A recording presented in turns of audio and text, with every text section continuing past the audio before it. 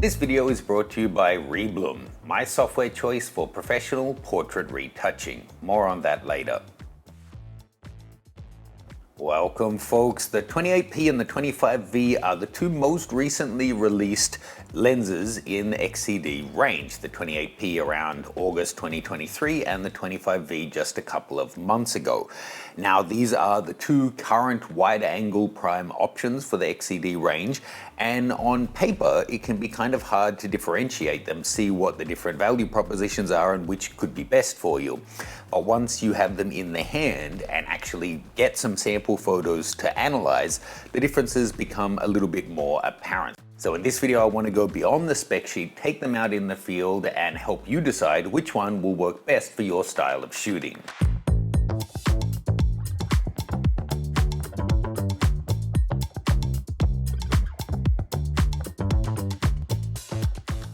So let's start off with the on-paper specifications, because that's where a lot of you will be starting from. You may not have had the chance to get hands-on with these guys yet.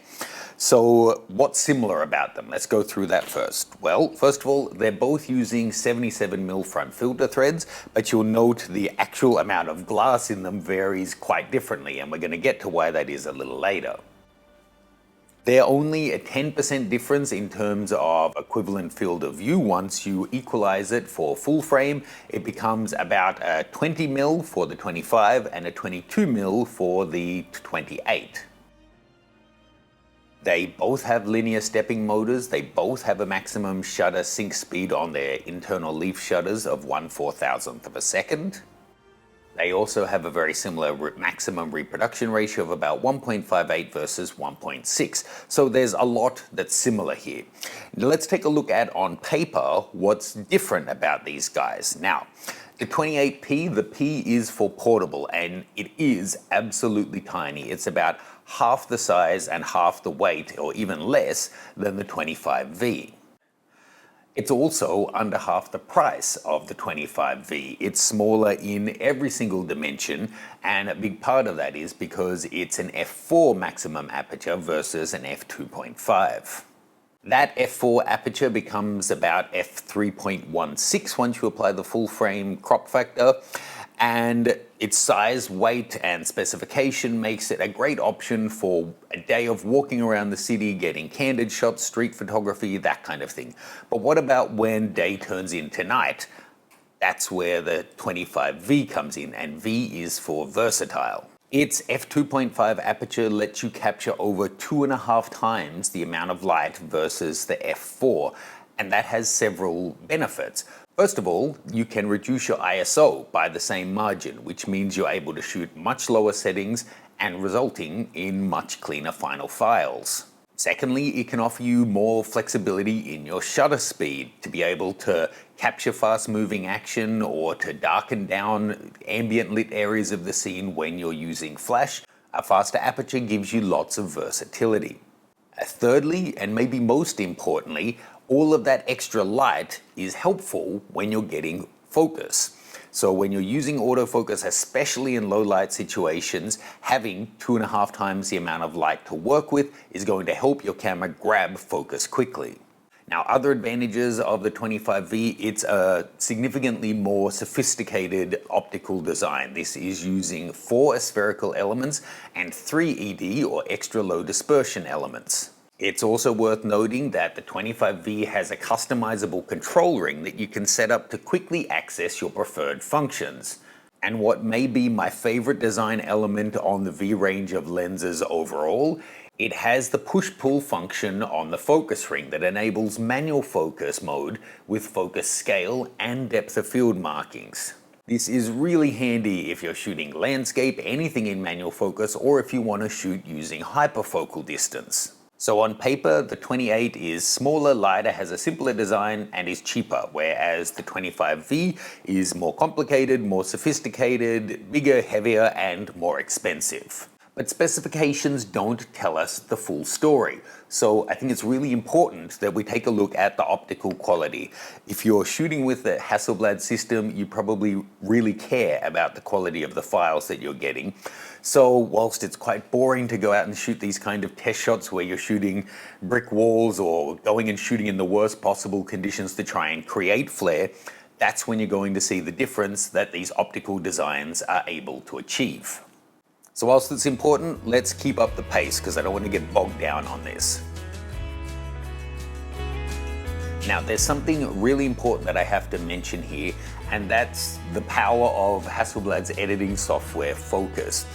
If you're using best practice to get the most out of your Hasselblad shooting, you'd be importing via Focus, transferring the 3FR files into FFF files, taking advantage of Hasselblad's amazing color science and what the lenses and sensors have to offer, and the corrections that the software makes to all of the different things that camera manufacturers do these days. That's what you want to be doing. If you don't know how to do that, check out my expert setup guide. It runs you through that and pretty much everything about these cameras. The expert setup guide is an evolving document and it's already been updated for the 25V and the 907X100C. Full details in the description below.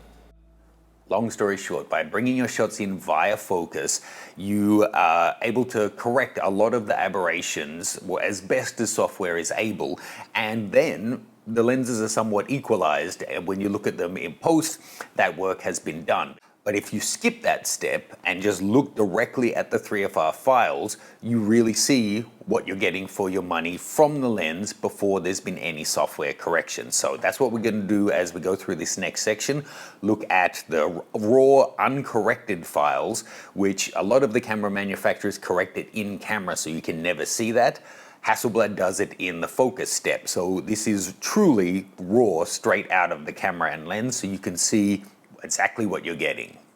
First up, let's check out this sample flare test. Simple test, popping the camera on a tripod, not changing anything, just changing the lenses and the settings to balance the exposures. With both lenses at f4, you'll notice that the 25V flare pattern is much better controlled. There's no loss of detail in the building and no chromatic aberration, whereas the 28P has that kind of typical colored flare going through there. Even comparing the 28 at f4 and then the 25 at f2.5, the difference remains. So the flare control looks like it's much better on the 25V. Shooting up through the trees shows a similar result. The 25V handles the flare and backlighting remarkably well. It's not that the 28P is doing a bad job, just the 25 is doing an unbelievably good job at suppressing the flare, which keeps the contrast and detail in our file. Now, the most boring test shot possible, a blank white wall. But I've added 2 horizontal lines in there to make this super exciting for you. So this will let us see distortion as well as the vignetting that we're getting. Although remember, the vignetting is really well cleaned up in Focus and not really a big issue to think about, this still shows you what you're getting for your money, and there is an obvious difference between these lenses.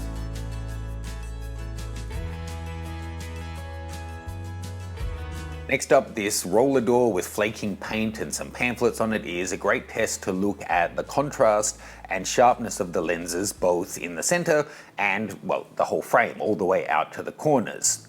And it again chooses the vignette in effect here. Here across the entire frame, we see greater contrast from the 25V.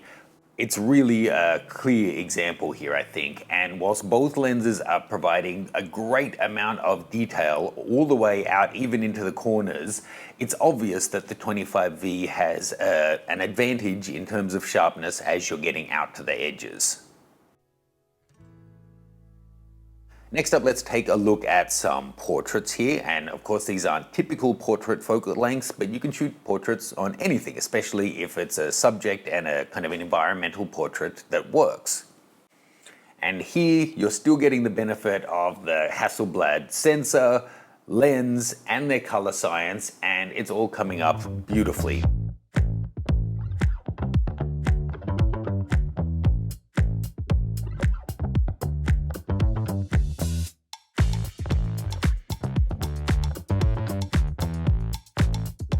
Now these have been through focus, and as I tend to do with my portraits now, I've also run them through Reblum.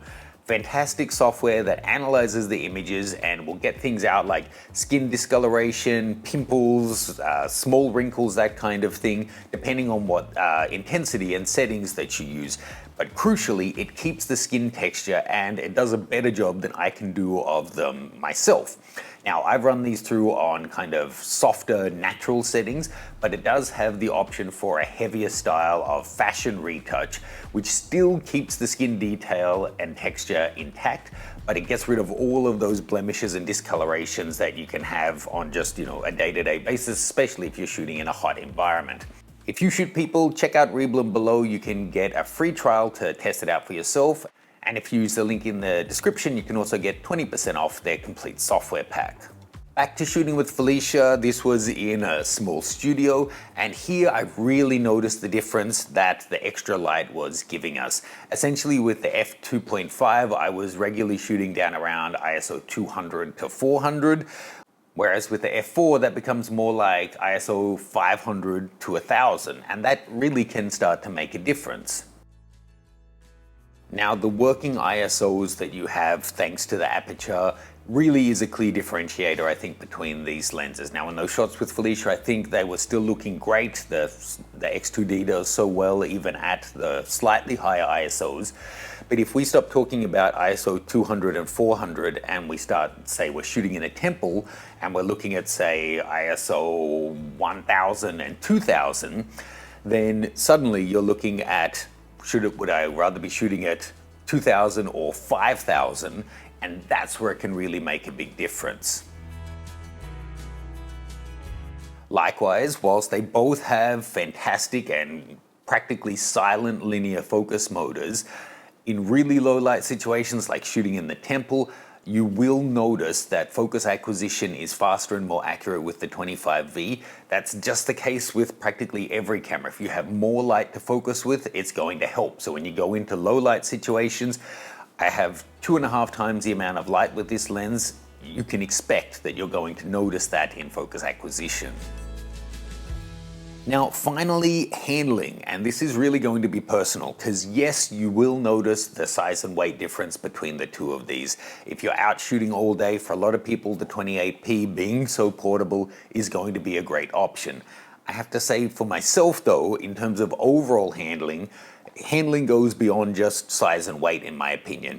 And having the push-pull on the manual focus and the focus scale, and having the control ring that you can customize and you can click or de-click, I actually really value those features. So I actually would give the edge on handling to the 25V. So I hope that mix of on paper and real world in the hand testing comparison helps you decide what is going to be best for you. The 28P really shines for its portability, size, weight, and relatively cheap price. The 25V, on the other hand, gives you about 10% more width in your shots. It gives you 2.5 times the amount of light, and it gives you absolutely the best image quality and the most complex optical design, as well as those extra features on the actual lens that I mentioned. So then, if price and portability is your main concern, the 28P is a fantastic option. Whereas if just having the absolute best image quality or the ability to have that focus scale and manual focus more easily is what's most important to you, then the 25V is going to be your best option. Big thanks to Hasselblad for sponsoring my 28P content last year, as well as sending out the 25V for me to review on this channel. Your ongoing support is really appreciated. Let me know if you guys have any questions. Check out my Hasselblad Expert Setup Guide and Reblum retouching software below, and I'll see you guys soon.